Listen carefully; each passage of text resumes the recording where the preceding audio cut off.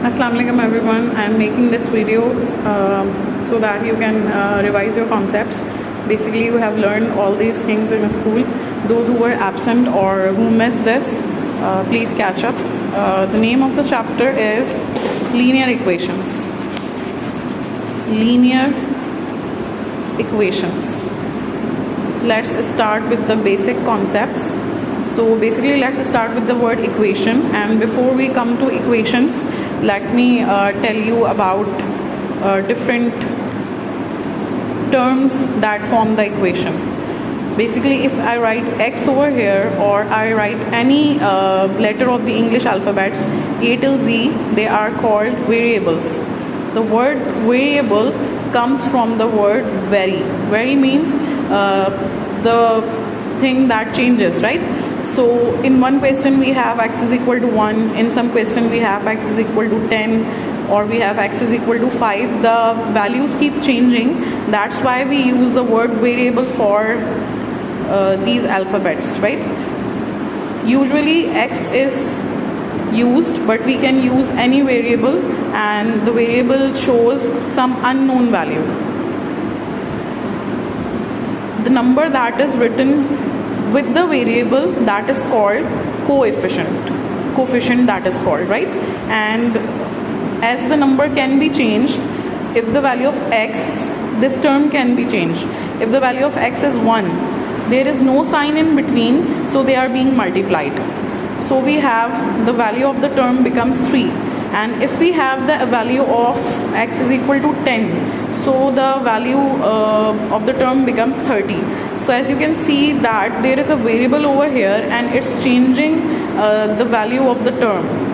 So the number that is written with the variable, it is coefficient, and if a number is written without any variable, then its value is constant. As you can see that there is no variable, so इस term की हमारे पास जो value है वो same रहेगी. It's going to be constant. It's not going to change. So this is called a constant. This is a variable, this is a coefficient, this is a constant, and what is this? Plus, minus, divide, multiply. These are called mathematical operators. So if we combine the coefficient, the variables and the constants by any mathematical operator like plus, that is an operation, addition is going on over here, or we have a minus sign over here, or we have x, y, 4xy, they are being multiplied to each other, or we have 4x over 5 plus 3. There is a division going on. There is a division going on over here. So basically, these all mathematical operators combine the terms, and this come together. This is called expression. This is called expression. And if I introduce an is equal to sign over here, is equal to 10, for example, we have this. So if we have is equal to sign over here, so this expression 4x plus 5, this becomes now after introducing the is equal to sign, this becomes an equation, right? This is algebraic expression, and once we introduce is equal to sign, this becomes an algebraic equation. It shows that the right hand side is equal to left hand side. Now that we know what are equations, so let's talk about linear equations. There are many types of equations. For example, we have cubic equations, or we have quadratic equations. Linear equations are those equations in which the highest power of the variable is 1. If we have x plus 3 is equal to 10, so we have this variable and there is no power. If there is no power, the power is 1. So the highest power is 1, that is why this is a linear equation. If the highest power is 2, that you are going to study in next grades, if the highest power is 2, that is a quadratic equation. If the highest power is 3, that is called a cubic equation. So here we are discussing linear equations only, and if there is only one variable, these are called linear equations in one variable. If we have x plus y is equal to 10, So here the value highest degree or the power is 1, and here the power is 1. So this is also called a linear equation, but this is a linear equation in 2 variables. And in this chapter we are only going to discuss the linear equations in 1 variable. Now let us discuss how are we going to solve. The question usually says solve the equations. So how are we going to solve the equation? Basically the word solve here means find the value of given variable. Whatever variable is given, we are supposed to find the value of that variable. How are we going to do that?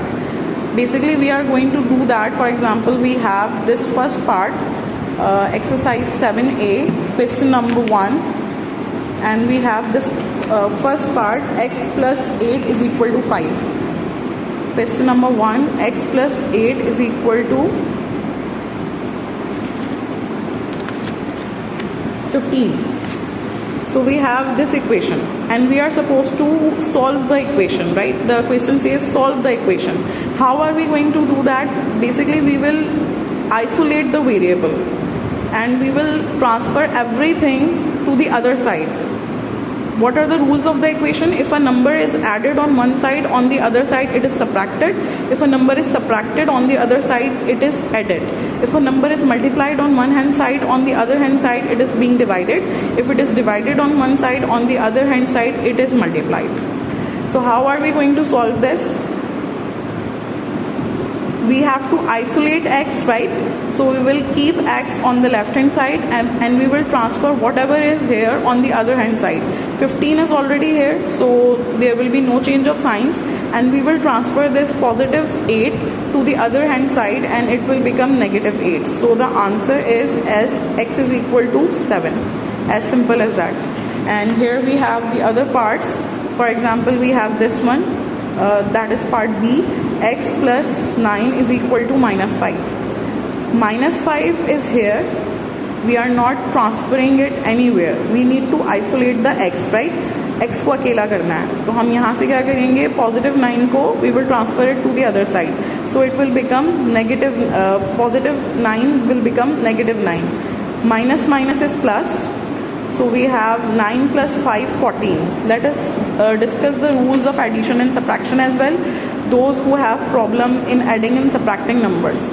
Let's discuss this. If we have the same signs, right? If we have the same signs, if we have positive 7 and positive 8, same signs. If we have the same signs, then we add. ठीक है? अगर हमारे पास same signs होंगी तो हम add करते हैं. So it becomes 15. And if we have same signs, यहाँ पे साइन दोनों की सेम थी प्लस, यहाँ पे दोनों की साइन सेम है minus. We have negative 7 and negative 8. Minus minus is also plus, तो हम यहाँ पे ऐड करेंगे. But the only difference is we write the sign of the bigger number. This is the misconception that causes you to make mistakes in the paper. Basically what happens is we have negative 7 and negative 8. The students do this, minus minus plus, so they write the sign of plus. We will not write the sign, we will do this operation. Minus minus plus करते हैं, plus लिखते नहीं हैं, इसको याद रखिएगा. We will do addition and 7 plus 8 is 15 and we will write the sign of the bigger number. हमेशा याद रखें ये जो नंबर है हमारे पास, हर नंबर की साइन उसके लेफ्ट हैंड साइड पे होती है. सो यहाँ पे हमारे पास 8 की साइन जो है वो हमारे पास क्या है? माइनस है. अगर ये सिर्फ 8 लिखा हुआ है and there is no sign, जिस नंबर के साथ कोई साइन नहीं होती उसके साथ पॉजिटिव साइन होती है, right? So if we have a negative sign over here, as you can see, so it means कि हमारे पास 8 की साइन माइनस है और यहाँ पे 7 की साइन भी माइनस है. If we have this 7 minus 8, so there is no sign over here. If there is no sign with the first term, then the sign is plus.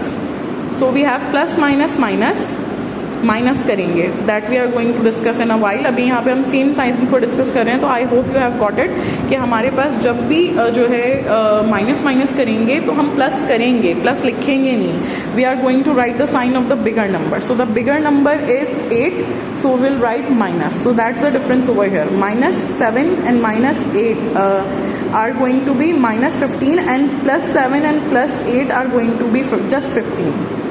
I hope you have got it. Now let's discuss about the different signs. We have just discussed about same signs. Now we will discuss about different signs. What about different signs? If we have different signs, for example, we have minus 7 and positive 8, or we have positive 7 and negative 8. How are we going to solve this? If we have the same signs, what do we do? Same signs if we are having, we do addition, right? You can take a screenshot if you want to. If we are having same signs, we do addition. And if we have different signs, then we are going to subtract them.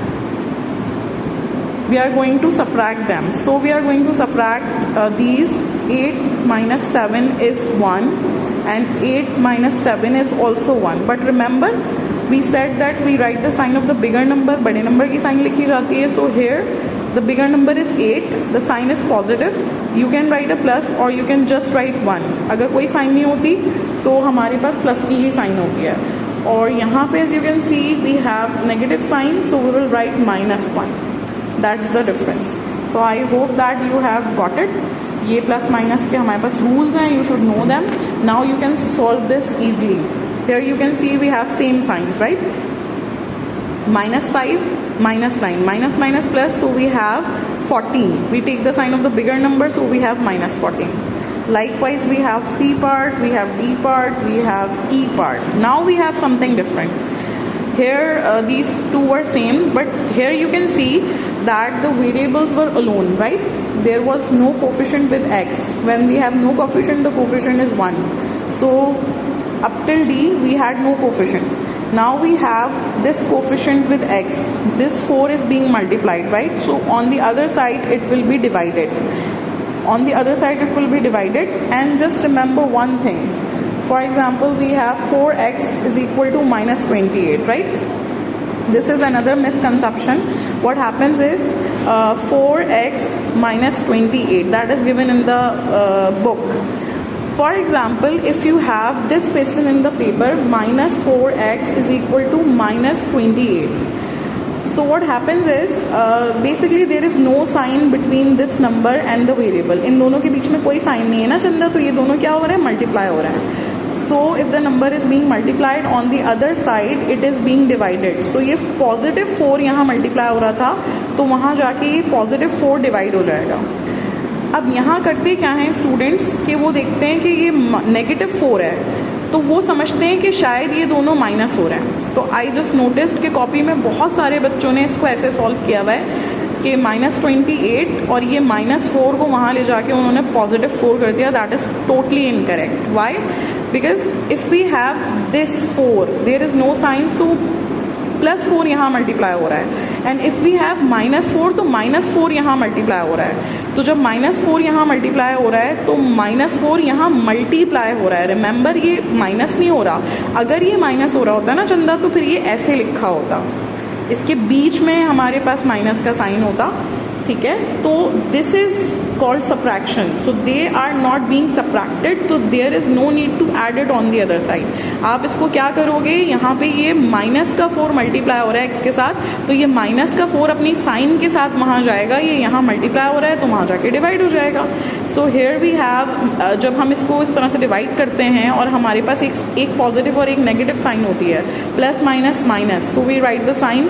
यहाँ पे याद रखिएगा, यहाँ पे आप इसको divide कर रहे हैं. We are performing this operation that is called division. तो यहाँ पे साइन बड़े नंबर की नहीं ली जाएगी. यहाँ पे एडिशन और सब्ट्रैक्शन के रूल्स अप्लाई नहीं होंगे. यहाँ पे क्या होगा कि अगर we are having 2 negative signs like we have over here, तो ये माइनस माइनस कैंसिल हो जाएगा, यानी माइनस माइनस प्लस. तो प्लस की साइन हम लिखते नहीं है, या लिख भी दें तो कोई मुजायका नहीं है, कोई प्रॉब्लम नहीं है. 4 1s are 4, 4 7s are 28. So the answer is plus 7 or just 7, right? And if we have one negative sign, just remember plus minus is minus. So we are going to write minus in the answer. If we have 2 two negative signs, the answer is going to be positive. If we have one sign, whether it's with the numerator, you know very well this is a fraction, so this is numerator, the top number, and this is the denominator, that is the bottom number. So if we have a negative sign either with the numerator or the denominator, we are going to have this negative answer. So we have 4 1s are 4, 4 7s are 28, so we have x equals -7. That is a misconception, and you should take care of this misconception. जो छोटी छोटी बातें हैं ना चंदा, ये notes, ये basic concepts, इनका अपना ख्याल रखना है, so that you don't make these mistakes in the paper. As you can see over here, जो मैंने अभी आपको समझाया वही नेक्स्ट पार्ट में हमारे पास आ रहा है कि -24 x is equal to -144.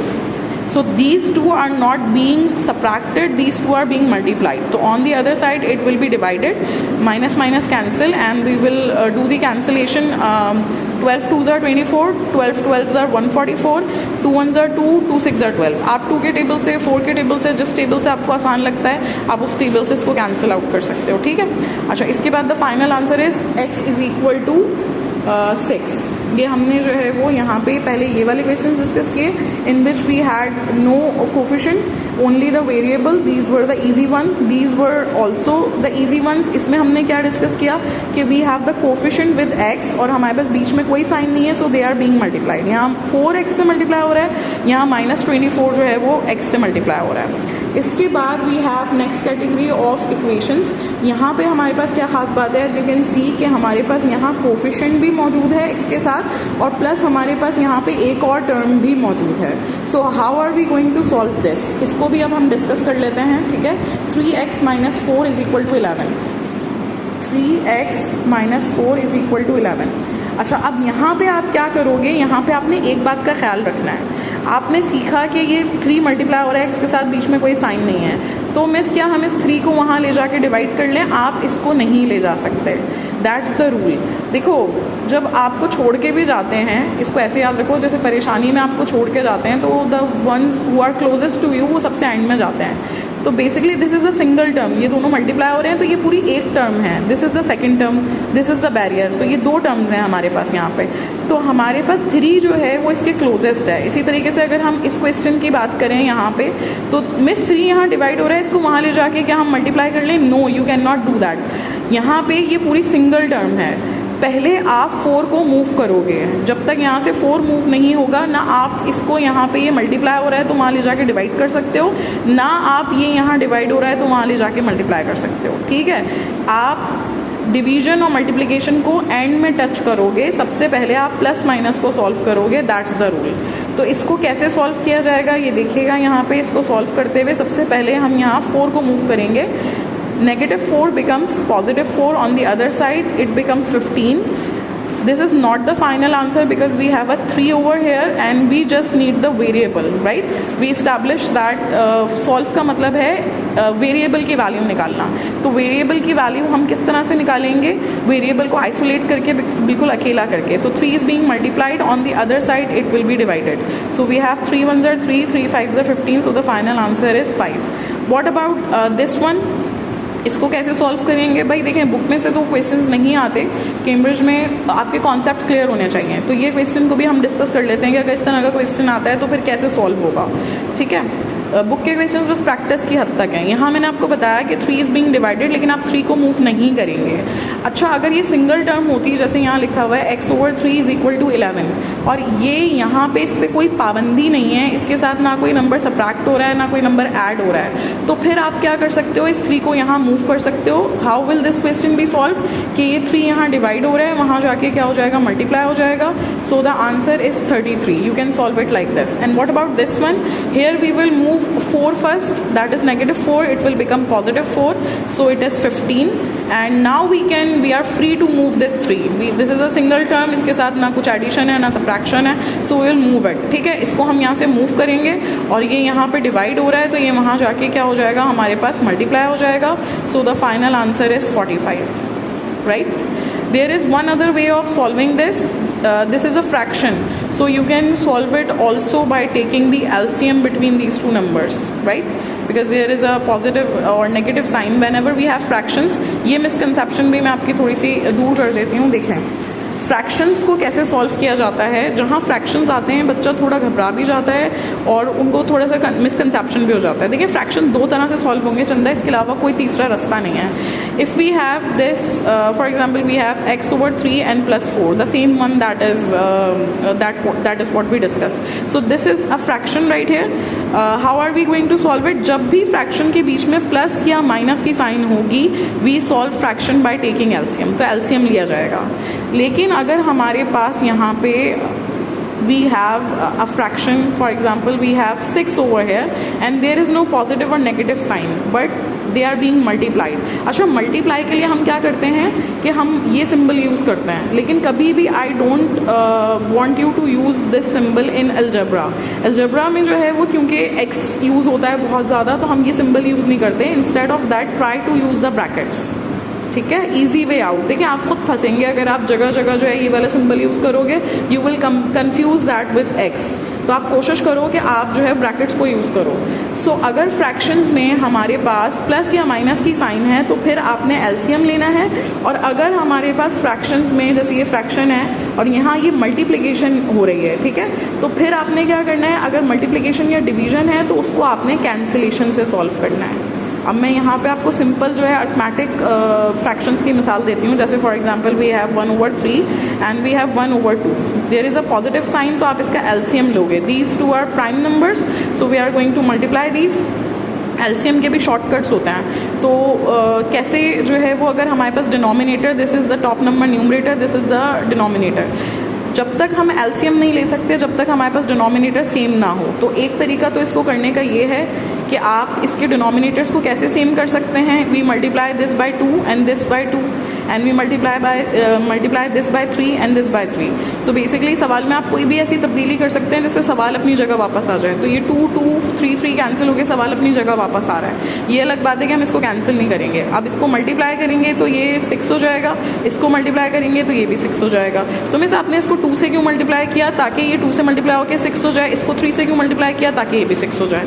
Fractions को आप जब तक सॉल्व नहीं कर सकते जब तक उसके डिनोमिनेटर सेम ना हो. राइट. अब we have 1 into 2 that is 2, 1 into 3 is 3. So we are if we have the same denominators तो हम क्या कर लेंगे, यहाँ पे ये कॉमन आ जाएगा एलसीएम में हमारे पास. We are going to add these 2 + 3 is 5. अब ऐसे सॉल्व कर लें या फिर आप ऐसे सॉल्व कर लें कि एलसीएम ले लें इन दोनों का. 3 and 2 are prime numbers. We are going to multiply them. So we have 6. अब इस वाली टर्म को भी 6 से मल्टीप्लाई कर देंगे, इसको भी कर देंगे. 3 1s are 3, 3 2s are 6. So we have got 2. यहाँ पे भी 2 आया था, यहाँ पे भी 2 आ गया हमारे पास. ये हमारा एलसीएम है, ये अपनी जगह सेम रहेगा. और ये बारी बारी हमने दोनों टर्म्स को एलसीएम से मल्टीप्लाई किया है. 2 1s are 2, 2 3s are 6. So we have a 3 over here. सो आप ऐसे सॉल्व करो या आप ऐसे सॉल्व करो. These are the 2 methods. जैसे भी सॉल्व करोगे एलसीएम आपके पास सेम आएगा. राइट. सो अगर यहाँ पे प्लस माइनस है तो वी सॉल्व बाय एलसीएम या फिर हम डिनोमिनेटर्स को लाइक बनाते हैं, लाइक डिनोमिनेटर्स होते हैं तो उससे सॉल्व करते हैं. और अगर हमारे पास यहाँ पे जो है वो मल्टीप्लिकेशन है, for example we have 1/3 and we have 6/4. ठीक है. अब ये फ्रैक्शन में प्लस माइनस नहीं है बल्कि ये मल्टीप्लाई हो रहा है तो इसको कैंसिलेशन से सॉल्व किया जाएगा. अच्छा, अब कैंसिलेशन में भी कंफ्यूजन होती है बच्चों को कि कैसे कैंसिल किया जाएगा. तो लेट मी टेल यू कि न्यूमरेटर को न्यूमरेटर से कभी कैंसिल नहीं कर सकते, डिनोमिनेटर को डिनोमिनेटर से कभी कैंसिल नहीं कर सकते. दैट मीन्स कि ये दोनों मल्टीप्लाई हो रहे हैं, हम इनको कैंसिल नहीं कर सकते. अच्छा, अगर यहाँ मैं कोई ऐसे नंबर लिख दूँ, for example we have a 9, तो अब तो ये कैंसिल हो सकते हैं 3 के टेबल से. हाँ, ये कैंसिल हो रहे हैं लेकिन हम करेंगे नहीं क्योंकि ये न्यूमरेटर्स हैं, दे आर बीइंग मल्टीप्लाइड. इसी तरह से यहाँ पे ये दोनों हमारे पास, जैसे ये 32 लिख दूँ मैं यहाँ पे, तो 4 और 32 आराम से कैंसिल हो सकता है. But we are not going to cancel them. इसको हम मल्टीप्लाई करेंगे, इसको मल्टीप्लाई करेंगे. कैंसिलेशंस कैसे होती हैं, जैसे मैं इस 6 को 32 से भी कैंसिल कर सकती हूँ, this is a numerator, this is a denominator. इस 6 को मैं 4 से भी कैंसिल कर सकती हूँ, this a numerator, this is a denominator. Are you getting my point. तो कैंसिलेशन ऊपर नीचे भी हो सकती है, क्रॉस में भी हो सकती है, बस आमने सामने कैंसिलेशन कभी नहीं होती. That is also a misconception. आमने सामने कैंसिलेशन कर लेते हैं स्टूडेंट्स, प्लीज़ ये मत करिएगा. ठीक है। कैसे कैंसिलेशन कर सकते हैं? ऐसे भी कर सकते हैं और ऐसे भी कर सकते हैं, बस ऐसे और ऐसे नहीं कर सकते। 2 2s are 4, 2 3s are 6, ऐसे मैंने कैंसिल कर लिया। अब ये 3 और 9 में कैंसिल नहीं कर सकती, आमने सामने है। 2 और 32 में कैंसिल नहीं कर सकती, ठीक है। और 3 के टेबल में 32 नहीं आता, 2 के टेबल में 9, तो ये हमारे पास फर्दर सॉल्व नहीं हो सकता। सो हम इसको क्या कर लेंगे, यहाँ पे मल्टीप्लाई कर लेंगे। 9 3s are 27, 2 2s are 4, 2 3s are 6। So this is our final answer. I hope you have got it. ये वाली बात सबको समझ में आ गई है, ठीक है। फ्रैक्शंस को कैसे सॉल्व किया जाता है, तो फ्रैक्शंस से आपने घबराना नहीं है। तो ये हमने यहाँ तक डिस्कस कर लिया है। इसके बाद इस तरह के जो बाकी क्वेश्चंस हैं वो भी मैं आपको दिखा देती हूँ। यहाँ पे देखें, इस तरह से सॉल्व हुए हुए हैं। इस क्वेश्चन के अंदर भी हमने पहले 4 को मूव किया है यहाँ पे, इसके बाद ये 9 को मूव किया है। यहाँ पे भी हमने पहले 12 को मूव किया है, फिर बाद में -7 को मूव किया है। यहाँ पे पहले 3 को मूव किया है, देन हमने 7 को मूव किया है, ठीक है। और अगर हमारे पास the denominator is less than the numerator, तो हम इसको मिक्स नंबर में भी लिख सकते हैं, as you can see it over here. तो आप इसमें आंसर्स अपने मैच कर सकते हो अप टिल पार्ट जे। यहाँ तक आप सॉल्व कर लीजिए और जो भी मिसकंसेप्शंस थे वो मैंने डिस्कस कर लिए। इसके बाद यहाँ पे हमारे पास अलग तरह की इक्वेशंस आ रही हैं, एज यू कैन सी कि अब हमारे पास जो है सेम वेरिएबल है x है, लेकिन हमारे पास जो है वो x की 2 टर्म्स आ गई हैं। यानी एक तरफ जो है वो 3x है, एक तरफ -8x है। तो अब इस सूरत पे हाल में क्वेश्चंस कैसे सॉल्व किए जाएंगे, we are going to discuss that in the next video. We will start, this is basically question 2, so we are going to start discussing question 2 in the next video। यहाँ तक हमने 3 तरह के questions discuss किए हैं। यहाँ पे हमारे पास कोई कोफिशिएंट नहीं था, सिंपल इक्वेशंस थी। यहाँ पे कोई कोफिशिएंट नहीं था, तो इस नंबर को हमने मूव किया और ये सॉल्व हो गई। इसके बाद यहाँ पे कोफिशिएंट x के साथ आ गया, दैट इज बीइंग मल्टीप्लाइड, दूसरे साइड पे ले जाके डिवाइड कर दिया, that was the second category. Third category में हमारे पास क्या हुआ कि कोफिशिएंट भी था और साथ में दूसरे नंबर्स भी थे। तो हमने ये इस्टेब्लिश किया कि नंबर जो मल्टीप्लाई हो रहा है इसको एंड में मूव किया जाएगा, यानी 3 को हम बाद में लेके जाएंगे, पहले हम 4 को मूव करेंगे। सो ये नेगेटिव था तो वहाँ जाके पॉजिटिव हो गया, अगर पॉजिटिव होता तो वहाँ जाके नेगेटिव हो जाता, ठीक है। फिर इसके बाद ये जो 9 मल्टीप्लाई हो रहा है ये डिवाइड हो गया, यहाँ पे 3 मल्टीप्लाई हो रहा था 3 डिवाइड हो गया। इस तरह से हमने फाइनल आंसर निकाला। तो आप सॉल्यूशंस को देख के अपने इसको मैच कर सकते हैं, and we are going to discuss these sort of equations in the next video. I hope ये थोड़ी जल्दी का काम है, बिल्कुल एट द 11th आवर। ये सिर्फ आपको फैसिलिटेट करने के लिए बनाई है, तो आई होप कि इससे आपको फ़ायदा पहुँचे और चंदा आपके मिसकंसेप्शंस बिल्कुल ठीक हो जाएं। Good luck students.